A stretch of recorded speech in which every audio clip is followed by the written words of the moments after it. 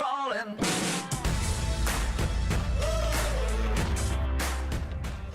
Well, so I'm inside the cabin of the Kia Syros, and I'm sure by now you've already seen this interior before, but let me just give you a refresher course on what all Kia is offering you with this car. This is really a packed package.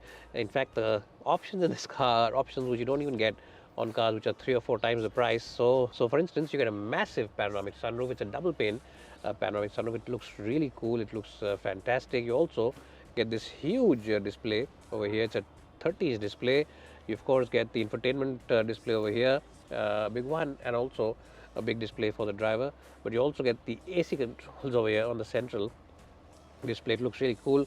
Of course, you can also control the AC from these buttons over here. Cool front seats button is on this side on the door pad, and you get ADAS features. You also get adaptive cruise control along with the stop and go function, which basically means that in case there's another car parked in front of you, it's slowing down, then this one will also slow down automatically, and in case that one starts moving off, then the Syros will also start moving off on its own. So that's the beauty about stop go or start and go adaptive cruise control. Apart from that, you also get very comfortable seats. The cabin materials are very good. You also get a Harman Kardon music system which offers you very good sound quality, and don't forget that you also get a 360 camera which really has very good visuals.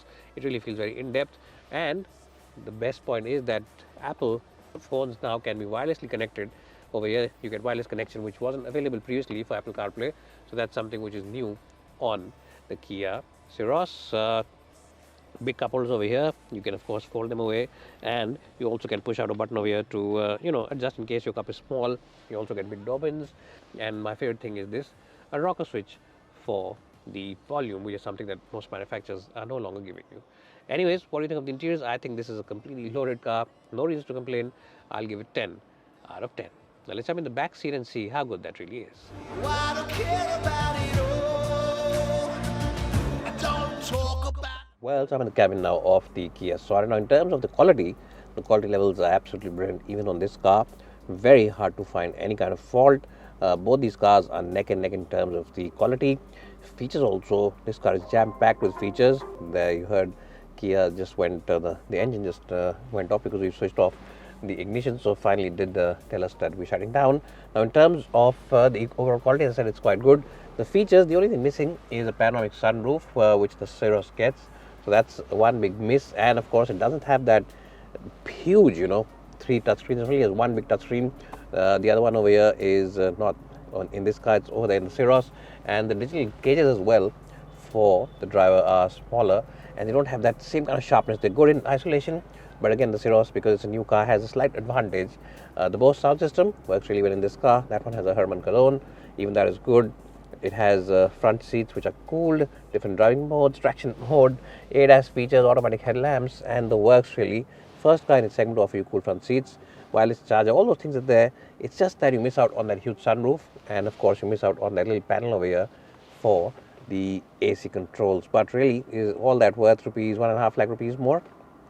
You can tell me in the comment section below. Anyways, let's jump in the back seat and see what the big changes are and what the big differences are between this one and the Syros, because that's really where the highlight is.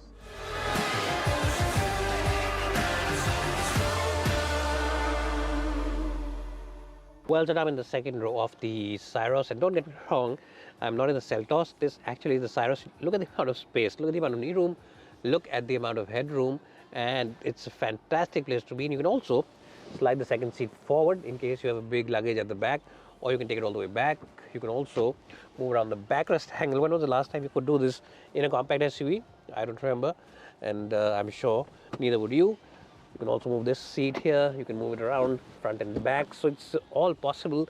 Loads of space over here once you move to its all back position. You also get a sunlight, which is something unheard of on a compact SUV, and also get cool seats at the back. Now a lot of customers enjoy cool seats in the front, but car buyers don't really pay attention to the back passengers, and Kia has done that by offering you cool seats in the back as well. So that's something fantastic. If you're a chauffeur-driven customer, if you're someone who always goes on those long-distance journeys, then you'll really enjoy your time inside this car, and you'll always tell your driver to push it as far as it can go, because this is a really comfortable place to be in. Quality is quite good. AC vents, 2 USB Type-Cs, and of course the display for the air purifier inside the car. Really is a nice place to be. I'll give it a very good score of 9.5 out of 10. Now let's see how big the boot is and if that is a compromise, because they've given you so much space. So has that really affected the boot area? Let's check that out, and after that take it out for a spin. Well, so let's quickly show you the boot of this car, because the boot also is massive in terms of space. Now currently I've put the backrest of the front seats or the second row of seats in their mid position, and the seats have moved all the way forward, so you get space which is in excess of 400 liters. It's bigger than most mid-size SUVs, so that is amazing. And you get a bit of a sill over here, but apart from that, no complaints. It's a nice and wide boot. You can keep long and big bags over here. Of course, if you move the seats back, which I will now, and show it to you, and now they're in their fully back position, and even then you have very respectable space. So how has Kia managed to do this? How have they carved out so much space inside the cabin? That remains a mystery. We'll of course talk to the engineers, the designers, the technicians, and get into that. But it is massive in terms of cabin space from each and every angle. 10 out of 10 to the boot.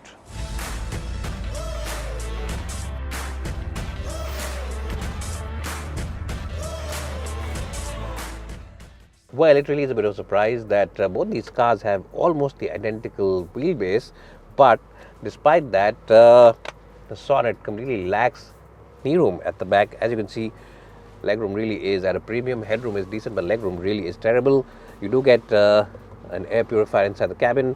You do get AC vents and a couple of Type C charging points. But apart from that, it really is a very disappointing place to be in. Blind as well. The big advantage is, of course, with the Syros, because the Syros not only has all these features, it also has cooled seats at the back. It has seats which slide, and it has seats which go, you can change the backrest angle on them. So it really is a fantastic place to be. In fact, it's not only better than the Sonet, it's the best car in the compact SUV segment when it comes to pure comfort as well as space and luxury. It doesn't give you, no other car in this segment gives you the same kind of luxury and comfort that the Syros gives you, and really twins over the Brezza, the Nexon, the 3X of the Venue, and all other cars in the segment. The Syros is the clear winner. Sonet really is one of the least favorite cars when it comes to space in the back. Now let's check out the boot, then take out these cars for a drive and tell you which one has what kind of difference. Well, when it comes to the boot, the Sonet is very close to the Syros in terms of outright space. Of course, you can't slide the backrest and you can't, move the backrest angle. But that said, the space in itself is quite good, well over 380 liters, and almost as good as the Syros, because Syros, remember, you can move those seats around, but it's not really far behind that car. You can easily haul 3 or 4 large pieces of suitcase and maybe a couple of small bags inside the cabin of this car. So I think it's neck and neck when it comes to pure space in terms of liters as well as capacity. Now let's take it out for a spin and tell you the big differences.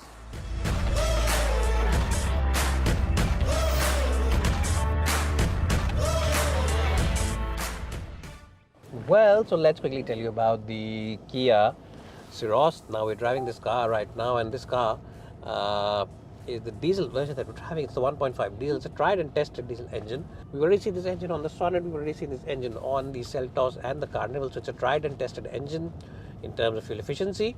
It should deliver around 15-16 kpl in the city, and on the highway it should deliver easily around 17 odd kpl, or maybe even more if you drive with a light foot. That said, the overall suspension setup is slightly on the firmer side, which makes it a very good car for driving on the highway. But in the city, some of those rumble strips can be felt in the cabin. Well, this car, remember, also has those 17-inch wheels, which makes it quite a decent car, but not really as comfortable as maybe 16-inch wheels would have made it. But the 16-inch version does come on the lower trim, so we'll drive that later and figure out how the ride comfort on that car is as well. So these are the things which make the Syros quite a good package. What you'll also appreciate about this car is the overall torque. The mid-range of the torque is quite good. It's generally very good, and even the top end is generally quite good. And the cabin insulation is decent as well. It's not as if the cabin isn't insulated. There's very minimal noise when you're driving it in the city. It's just that when you rev it up, obviously all diesel engines do tend to become a little loud. But which one should you pick? If you're a keen driver, if you're a keen enthusiast, should you pick the diesel? Should you pick the petrol? Should you pick this one, or should you pick the Sonet? Well, to be honest, my preference would be the diesel automatic. The turbo petrol of this car is good, but I think the automatic solves two purposes. It's hassle-free and it's also quite comfortable.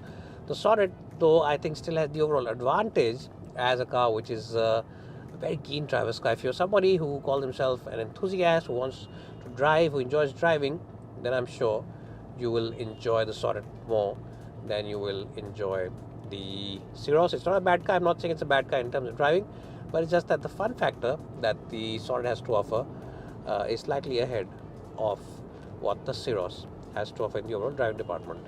Now, if you want to check out our in-depth video of the petrol manual, then you should subscribe to our channel, because we'll put it up in a couple of days.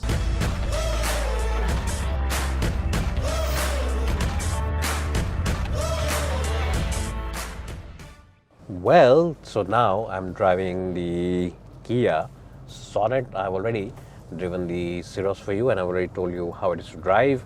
Now, the immediate difference that you will see between this car and the Syros is going to be in the driving. Yes, the driving, this one is better.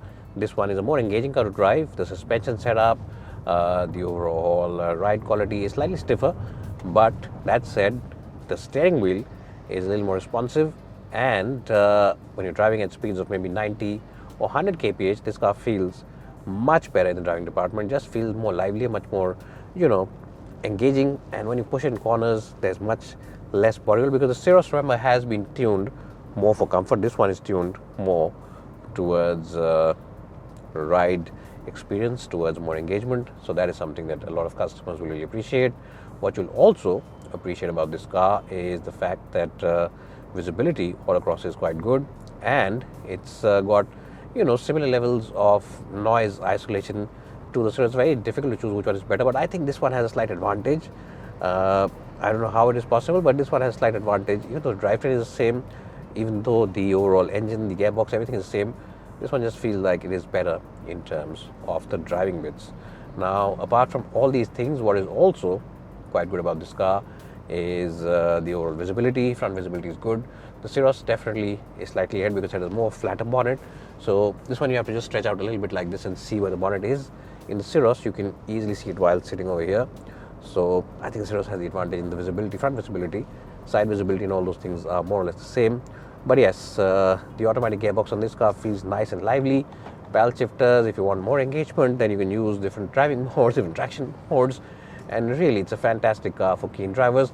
I think after the Ford EcoSport, there's been no other car apart from the Sonet which has come close to the EcoSport. And the reason for that is that this car feels just as lively to drive. It feels just as engaging. It's just the steering wheel which isn't as heavy or as communicative as the one on the EcoSport, but it really comes very close to that car in terms of the driving bits. Kailak, a lot of people are hyping it up, but honestly, Kailak is a torque converter. It's not a dual clutch. Dual clutches are much quicker, and of course, 7-speed gearbox gives it the advantage in the overall driving as well. So that is something it has an advantage in, and of course, all these things mean that I really prefer driving this car over the Syros. I also prefer the interior somehow. The Syros feels nice and bright and airy, but this one feels nice and bright and sporty. Anyways, time for me to stop. As I said, if you prefer comfort, go for the Syros. If you prefer a keen and engaging drive, Sonet is the choice for you.